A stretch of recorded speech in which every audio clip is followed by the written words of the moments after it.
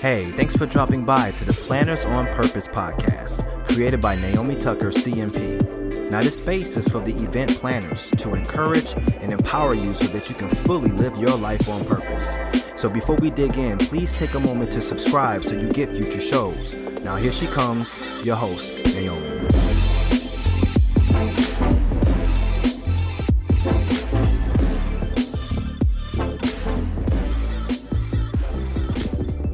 Well, hello everyone. This is Naomi, your host, and this is another episode of the Planners on Purpose podcast. I am excited to have you here. I am a business strategist and burnout prevention coach, and I empower event professionals to stress less, live more so that they can lead a life they love. And so whether you're new to me or you've been around for a while, I just want to say welcome. Today I wanted to talk a little bit about how to change your bad habits when you're planning events. Because let's face it, we all have habits that we would rather not have, and we want to foster some good habits so that we can improve our lives. And the thing about habits is that you can change them. You can change how you divide up the time that you have.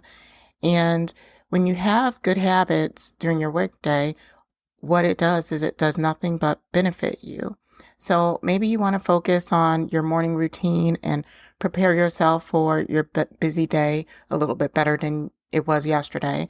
Or perhaps you want to foster a better routine for checking your email because you're checking it all of the time and you want to check it only a few points of the day. And even maybe you're cluttering your task on your calendar. You want to do a better job of cluttering tasks on your calendar, as we talked about in a previous episode, because you want to make sure that you're building a habit of doing things easier. So we want to build habits and we want to do them more consistently. And of course, we want them to all be good habits. So this episode is going to help you do that. I have 5 points actually that I wanted to share with you on how to turn away from your bad habits and foster some good habits when you're planning your events. So the first tip I have for you is to conduct a distraction audit. Now, what this is it's really evaluating how many distractions that you get in your day. Because pretty much when you're fostering good habits, you're going to be met with tension. You're going to be met with obstacles. And most of what those things are distractions. So when you're starting to put good habits in place, you want to make sure that you're conducting a distraction audit. Look for all of the different things that distract you from doing what you want to do. And you can do this very simply. You can do this by just jotting it on a Post-it note and saying, I'm trying to do this task, but here are some of the common things that are standing in my way. And there are many reasons why you might want to do a distraction audit. Maybe you are complaining a lot about the time that you have and that you're busy all the time. And maybe you want to just kind of really note how many times you say that, because by you just complaining or you just saying that you're busy all the time is a distraction from you getting the things done that you need to get done. Or maybe you're multitasking, and the multitasking that you're doing is a huge distraction because it's preventing you from doing the great work that you need to do. So you want to do it differently. You want to focus on one task at a time. So conducting a distraction audit can help you figure out what's preventing you from doing what you actually need to do. So that is my first tip for you. Now, another way that you can foster good habits is really try a habit tracker. And the habit trackers are great because it is helping you to track the good habits that you're doing every day. And it helps you to track the habits that you want to create. You could do this on a simple piece of paper every day. You can also get a simple habit tracker to track the habits that you want to instill within yourself. These habit trackers can be very helpful. And it's really important when you're tracking your good habits to be mindful not to beat yourself up if you miss a day. That's not necessarily what the habit tracker is for. It's not here for you to come down on yourself.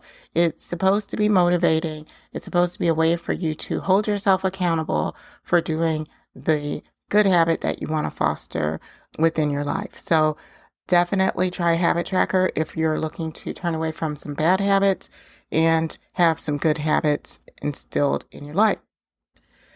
Now, next, I wanted to talk about the 2-minute rule. And I really love this 2-minute rule. It's a rule that I've learned from a book called Atomic Habits by James Clear. Many of you maybe have read that book. But what I like about the 2-minute rule is that when you're really trying to put in place a habit that is going to be good for you, that when you're starting to get that habit to really take hold, just try 2 minutes of you doing that habit instead of really trying to go all in. We know how it is. Sometimes we get to the beginning of the year and we want to work out more, be more healthier. So we put this big goal in place to say, oh, I'm going to work out every single day for 2 hours. And when you do big goals like that and try to establish a habit really hardcore like that, many times you will not make it to the second or third day. So what this 2-minute rule does is it helps you to just do 2 minutes of whatever it is that you want to do. So if you are trying to not respond to emails once they arrive because you're a person that every time your email dings, you're in your emails checking it, maybe you just wait for 2 minutes before checking it. You're building up that tolerance of not checking your email. Perhaps instead of procrastinating on working on that presentation that you have to work on, perhaps you actually do it. You work on your presentation and maybe you just do it for 2 minutes. And then after that 2 minutes, you go to something else. That's how the 2-minute rule kind of helps. And what happens is that 2 minutes turns into 4 minutes, turns into more, and you really kind of build up that practice.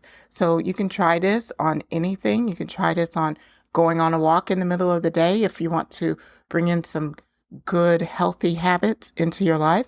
Instead of you going on a 30-minute walk, maybe it's just a 2-minute walk around your block and come back to start. So I hope that this 2-minute rule helps. It definitely, certainly is helpful to me when fostering in good habits. Now, the next one I have for you is to make your habits feel good. So whatever habit you're looking to put in place, make it be good, make it feel good for you, because then you'll actually you'll be more apt to actually continue that habit. So let's say you continuously have unproductive meetings. Maybe you want to come prepared to your meetings and have more action and really productive conversation. And you'll feel good about that. So that will help you move some of the planning of your events forward steadily. Perhaps you want to build more great vocabulary around yourself and speak great things to yourself to help you to do the habit. Make your habits feel very good. Give yourself a pep talk before you're going to do an event, or maybe you're public speaking. Give yourself a pep talk. Make it feel good for yourself. Also, some things that really help you to make habits feel good is to cluster the habit with something you really enjoy.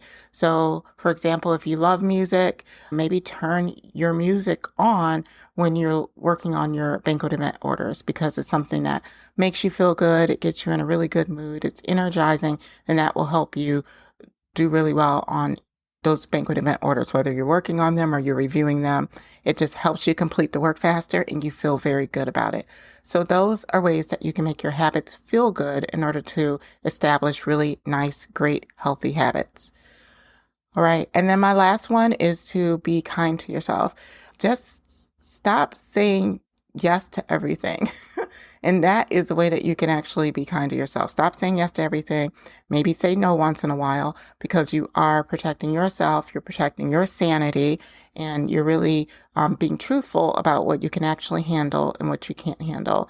That's very important. And it is being kind to yourself, despite what other people may think about it. And when things do go wrong, let's try to not beat ourselves up. We are in an industry that there is a lot of pressure. There's a lot that we get from all different angles. So let's not be the person that's beating our own selves up. So be kind to yourself. Speak good things to yourself so that you are able to continue to take on the work that you are currently doing. And when you are kind to yourself, it allows you to continue to take good care of yourself, and then also take good care of your clients and be a very good representative with your company or in your business. So we definitely want to make sure that we're doing that too. All right, so those are my tips for fostering good habits and turning away from some of those bad habits when you're planning events. I hope you enjoyed this episode and it really helped you to learn how to build better habits as an event professional. And I thank you so very much for listening. Until next time, stay on purpose. Well, that wraps it up for this episode. If you enjoyed the conversation, hit the like button and tell us how much you enjoyed the show by leaving a message in the comments. Thanks for listening, and we'll see you next time.